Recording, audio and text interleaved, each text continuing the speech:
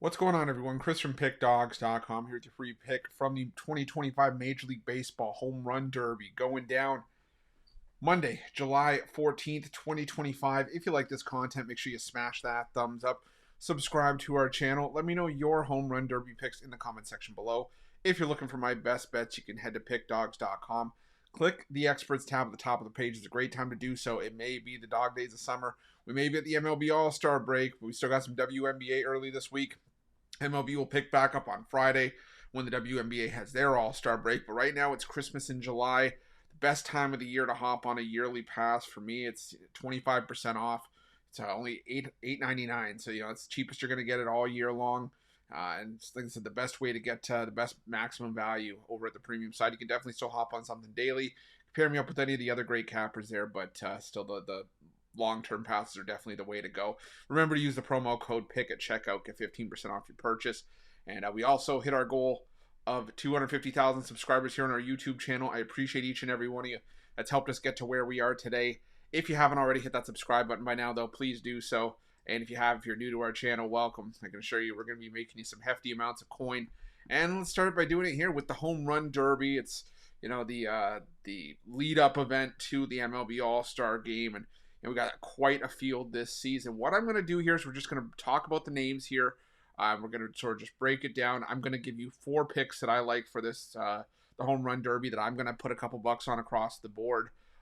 You can use these for, your sort of research. You can go your own way. Like I said, that's why I always say leave your picks in the comment section below. Let me know what you guys are thinking. But let's look at the field. We got... Start with Cal Raleigh, the shortest odds at plus 295, major league leader in home runs, trying to be the first catcher to win the Home Run Derby. And we got O'Neill Cruz at plus 320, the owner of the hardest hit home run in the StatCast era. We'll talk about that in a minute. We've got James Wood at plus 475, the hometown boy Matt Olson at plus 800, representing the Braves at Truist Park. Got Brent Rooker at plus 850 for the Homeless Athletics. Got Byron Buxton at plus 950, Jazz Chisholm Jr. at plus 1100, and Junior Caminero rounding out the field at plus 1200. Now, starting at the top, Cal Raleigh, like I said, there's a lot to like about Cal Raleigh. League leading 38 home runs entering Sunday's action. Just smashed the record for the most All-Star break by a catcher. Almost caught the record for Barry Bonds. But now we got to figure out if Raleigh's going to be able to translate that to the Home Run Derby.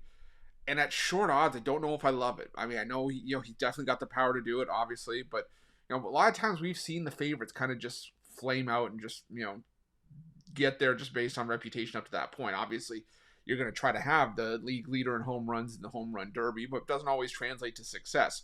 O'Neill Cruz, same thing. I alluded to it earlier. He's got the hardest hit home run in the StatCast era, 122.9 miles per hour off the bat. But the other thing you got to remember with O'Neill Cruz is that while there's power, there's also some skepticism for me here. O'Neill Cruz, left-handed bat, and when you're at Truist Park, the left field fence is only 6 feet tall, but the right field has a 16-foot wall. So if you're going to be pulling home runs in the later stages of this first round, it's a 3-minute timed round in the first round, and you hit some line drives, home runs that, could be, to the pull side for a right-handed hitter. For a left-handed hitter, for O'Neill Cruz, it might just hit the wall and not count for anything. And the 16 home runs for Cruz, while the power is nice, is also the lowest amount of home runs in the field, and he does lead the field with a 32% strikeout rate. So you don't have to worry about strikeouts here, but it's just something to sort of keep in mind. James Wood, it's just been absolutely tearing it up this season. I mean, he has some of the greatest amount of power I think you'll see in the field entirely. He's going to be, I think, a perennial name and a perennial fixture in this Home Run Derby for years to come. 24 home runs this season, and he's been able to spray it across the field. 7 to the opposite field, 11 to center field. He can still pull it as well. So there's just a lot to like about James Wood and his power. Obviously, we talked about Matt Olson, his familiarity with this park, playing the last 4 seasons in Atlanta, having 62 career home runs there. Brent Rooker, he's I think he kind of gets, overshaded because he plays for the Athletics, but in the last 2 seasons, 2+ seasons, he's actually top 10 in home runs since 2023. And there's some solid names on there: Ohtani, Judge, Schwarber, Cal Raleigh, a couple of the guys in the field, Raleigh, Matt Olson. You also guys like Pete Alonso, Juan Soto, and Marcelo Ozuna. So in some good company there. Byron Buxton.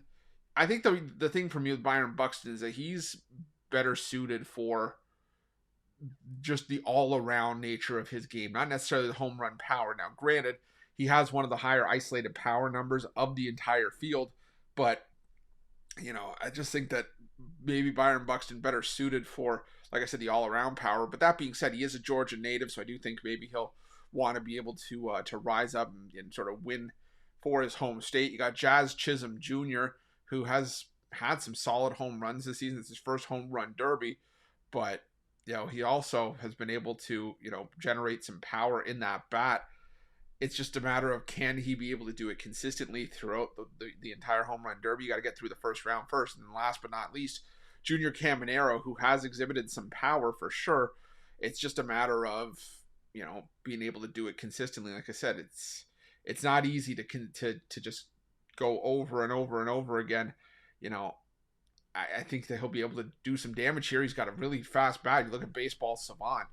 He's got a really huge amount of bat speed, and that could prove to benefit him in the long run. But I think there's a reason that he's the longest odds in the field. I was initially giving him the benefit of the doubt, and I can understand the case to be made for him here, but don't know how much I personally love it. But we'll go to my picks for the home run derby. I'm avoiding the two chalk. I'm avoiding Cal Raleigh and O'Neal Cruz. Like I said, I just have my concerns about O'Neal Cruz to the pull side with that 16-foot wall out in right field. And for Cal Raleigh, like I said, I don't love the odds at that price at plus 295. I understand, again, he's a league leader.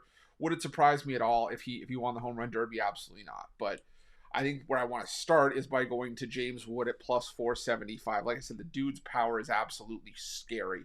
And when you look at James Wood and just like what he's been able to do this season, like I said, he hasn't discriminated to where he puts the ball. Like I said, just left field, center field, right field, doesn't seem to matter.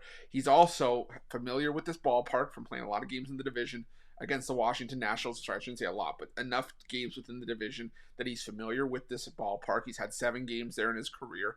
He's got a long swing. He's tall. He's got a ton of power. And I think that he has some great, potential here to be able to do some damage in this one. And like I said, I think it says something. The power that he has in that bat. I think he was the first player since Barry Bonds to be intentionally walked 4 times in a game. So we're starting to see the power come through for James Wood, and I like him here plus 475. Also like Matt Olson. I just like the familiarity angle here. Playing in your home ballpark in Atlanta. I say he's got 62 home runs there. Only 9 home runs at home this season, but he's got 50. He had 54 home runs back in 2023. He is still a power threat, and like I said, with his familiarity of this ballpark and just knowing where to place it, I think that he can definitely do some damage. He's got a higher barrel percentage this season than he did when he had the 54 home run season back in 2023. So there is some power to be had there. Next, I'm going to lean towards Brent Rooker. Brent Rooker, same sort of deal. I think he can place the ball on the pull side. I think he can do some damage here. He doesn't necessarily get the love because he plays out, for the A's, so in Sacramento, but he's got familiarity with his pitching coach that he grew up with. He's thrown a lot of BP to him in the past, and I think that Rooker, like I said, with his power, he can do some damage as well. And he's also hit a lot of home runs away from Sacramento. Despite how hitter-friendly Sacramento has been this season, Rooker's been able to do damage away from that ballpark. So he hasn't just exclusively lived in that hitter-friendly environment. So I like Brent Rooker.